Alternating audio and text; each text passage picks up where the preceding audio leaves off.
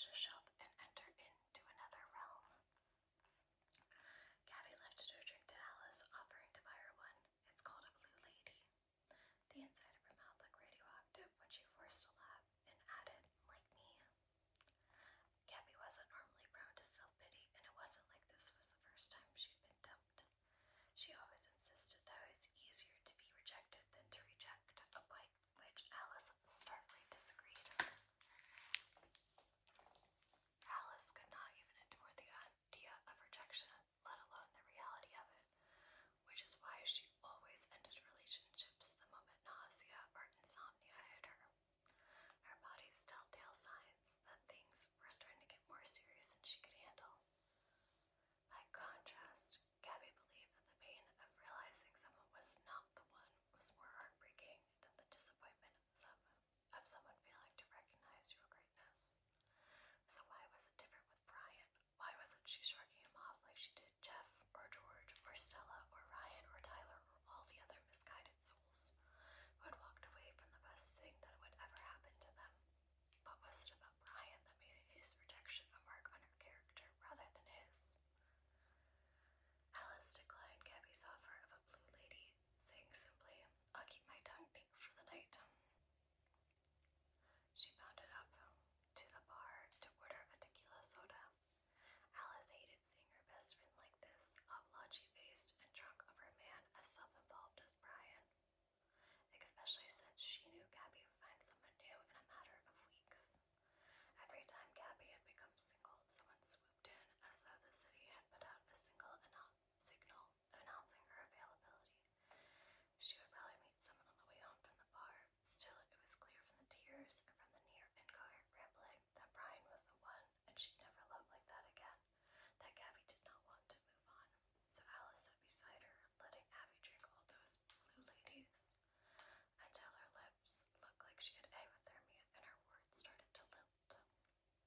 When Gabby said, do you think I should call Brian, and reached for her cell phone, Alice decided it was time to take her home.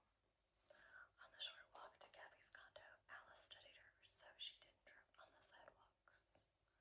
By the time they got to her building, she was bawling, not caring about the glances from neighbors walking their dogs. I really thought we were going to be together forever. There you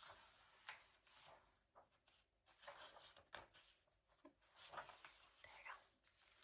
Her nails dug into Alice's forearm for emphasis. Alice wanted to tell her that forever was a fallacy even when the relationship was perfect, which clearly Gabby's was not. Someone who believed in love as much as Gabby did not want to hear this, even when heartbroken, so Alice nodded sympathetically and allowed her arm to be a target for Gabby's misdirected grief. I mean, we got a cell phone account together. We were talking about rescuing a dog. Who goes to the shelter with you and decides 2 days later you're through? Who does that? Her nails threatened to draw blood, desperate for an answer Alice couldn't provide. Gabby released Alice and ran her hand through her dark hair. Sorry, you're the only person who I don't have to pretend I'm okay with. I'm not okay, I'm heartbroken. Alice searched through Gabby's purse and coat pockets, finally locating her keys in the right back pocket of her jeans. She helped her best friend up 2 flights of stairs and forced her to drink a pint of water, which proved a mistake because as Gabby was gulping it down, she realized the glass was from Brian's favorite brewery. Then the waterworks started again. And it took Gabby a good half hour to tire herself out enough for Alice to get her into bed. If this was love, Alice didn't wish it on anyone.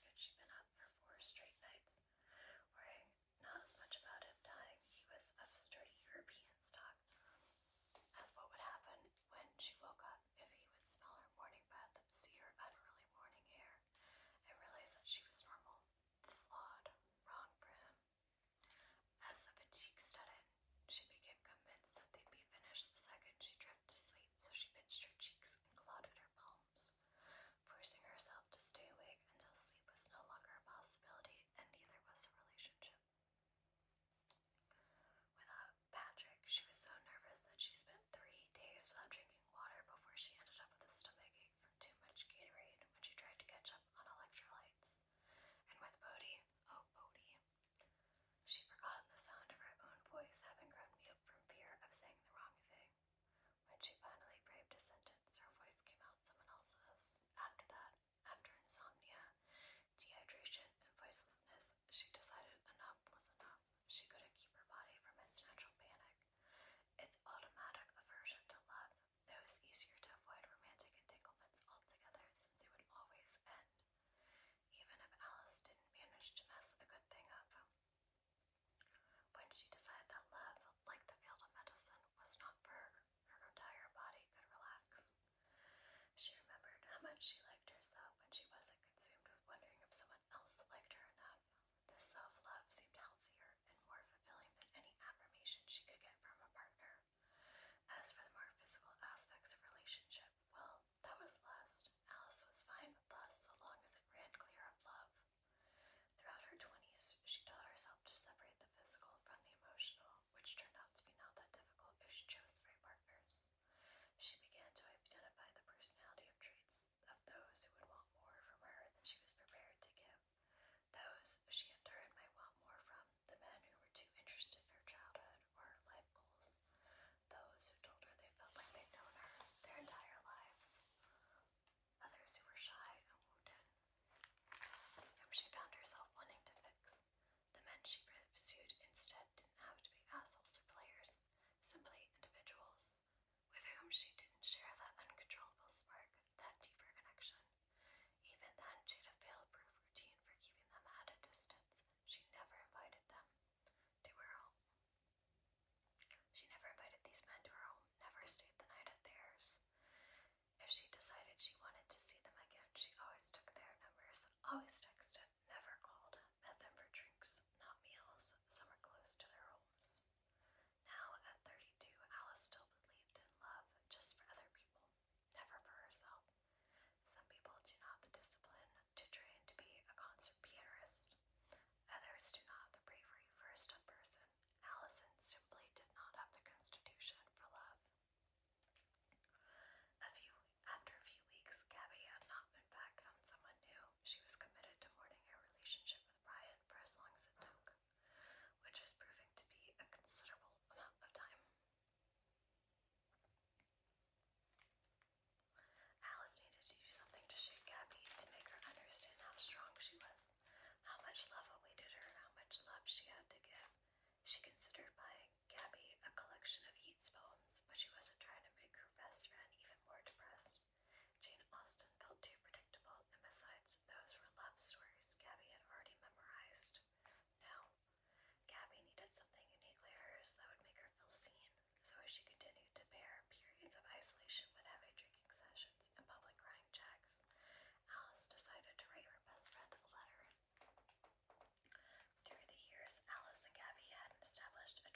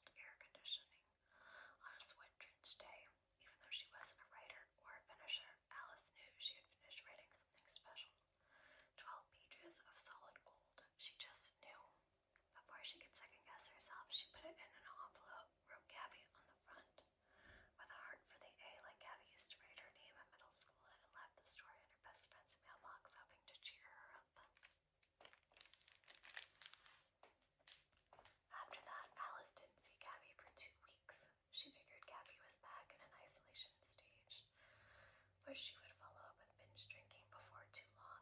Certainly her friend's silence couldn't have anything to do with Alice's story. Gabby had likely discarded the envelope in a bowl by her front door where it was destined to remain unopened. Surely the silence could not be because Gabby had met someone since she was so committed to being heartbroken. When Gabby at last emerged from a period of silence, she recounted the happenings of her last 2 weeks breathlessly over margaritas. No more blue ladies for her. No more crusted tears on pillowcases, no more untouched dinners. She attacked their order of guacamole, saying of her mouthful of avocado and red onion, "Your story, it worked." What do you mean it worked?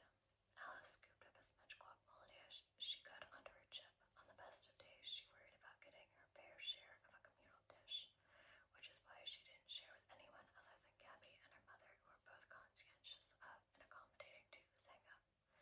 Usually, anyway. Not today. Not this bowl of guacamole. At least Alice hadn't agreed to share an entree with Gabby, too. I was reading her story at that French place I like on Arlington, the one with the really good croquet madame. Gabby said as she mined a tomato from the guacamole. It was a really stupid story.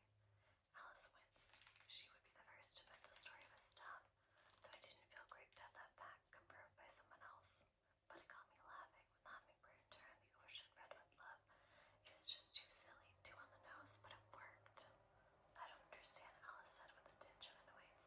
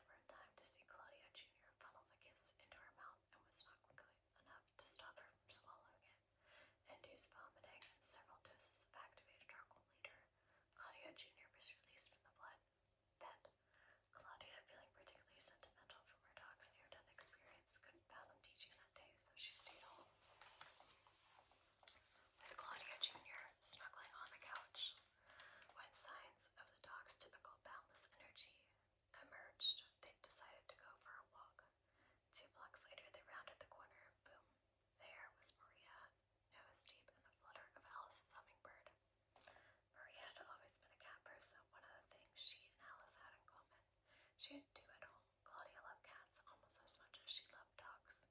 People always assumed you had to like one or the other, she told Maria an hour later when they were back at Claudia's apartment naked in bed. Dogs or cats, vanilla or chocolate, wine or beer, apples or oranges, man or woman. False dichotomies, Claudia insisted. Well, not the man or woman, at least not for Maria and Claudia. They only liked women. On that, like everything else, they agreed.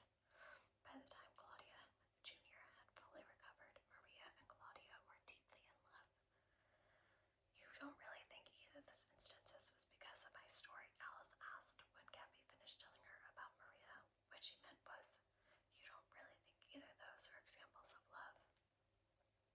Gabby shrugged, a knowing smirk on her face that made Alice's stomach drop even before she said, well, Maria may have given it to Erica. Erica was Maria's best friend, and after Erica met Dale when she rear-ended him at a red light, indulging her bad habit of reading while driving, she'd given the hummingbird story to Sal, her roommate. Sal then met Frankie at the library where he took a break from his dissertation research to read the hummingbird tale. He became so absorbed in Alice's bird imagery that he didn't realize his last patron left inside once the library closed for the day. Frankie, the head librarian, found him tucked away in the stacks when she was doing her final sweep of the premises. Sal then presented the story to his mother, Kat, who was reminded of humming-glass bird feeders that she purchased years ago. When she scoured her gardening shed for it, she discovered it shattered beneath a shelf of pots. She had bought the feeder when her husband was still alive, and at the sight of the broken glass, felt inexplicably overcome. She needed to replace it right away, so she headed straight to the plant nursery. Calvin was looking for a way to get rid of the starlings who was eating his strawberries. His wife had planted them the fall before she died. In their second year, their roots were deep and they had taken over an entire bed, producing enough fruit to make jam and pies his wife would never get to taste. Calvin hadn't meant to tell Kat all this when they started chatting in line at the nursery. She cried at his story and the thought of strawberry rhubarb pie, which had also been her husband's favorite. She told Calvin that she couldn't eat strawberry rhubarb pie without thinking of her husband. Maybe that's beautiful instead of sad, Calvin had proposed, holding out his handkerchief. It was embroidered with his initials, CL. Those are my initials too, Kat told him, and they stared at each other, wondering where the other had come from and how they happened to be there in line together at exactly the right time. 5 single people. 5 readings of Alice's hummingbird tale. 5 encounters. 5 instant connections. Easy, deep, drowning. I can't believe you shared my story without asking me first, Alice said. It was a novelty being annoyed with Gabby. Vexed though she was more hurt than angry. The story had been for Gabby, and it had been their secret language, one that Gabby had not only shared with her sister, but with strangers too. It made Alice wonder if Gabby had let people read the letters she wrote to her, the passages where she bared her soul to her best friend, assuming no one else be witness to it. Look, I'm sorry, you're right. I should have never given it to Maria without asking you first. Forgive me. She patted her eyes in that I'm too adorable for you to be mad at me way that worked just as well on Alice as it did Gabby's lovers. Besides, you're missing the point. I don't want to say it's magic, but it's something. Gabby motioned wildly, smelling clumps of guacamole on the table. Your story, Alice, it's something. At that time, Alice did not recognize this mental news for what it was, the birth of her gift. At the time, she assumed that Gabby was letting her imagination run wild, seeing something fantastical in Alice's stories, when the results were nothing more than happenstance. She decided to prove Gabby wrong with a little thing called logic. Yeah, it's a jumble of not so eloquent words when you all happen to be reading. When you did something totally in character and met someone, I bet it was sunny too. Are you going to say that the sun caused you to fall in love? Gabby frowned. It was cloudy actually when Maria met Claudia, and Kat hadn't thought about the hummingbird feeder in years. If she was the kind of person who had a hummingbird feeder, she probably cared about her garden, which means it wasn't unusual for her to visit a plant nursery, even if her reason for visiting it that day were out of the ordinary. Why are you being intentionally obtuse? I bet you're all wearing shoes too. Maybe it was your shoelaces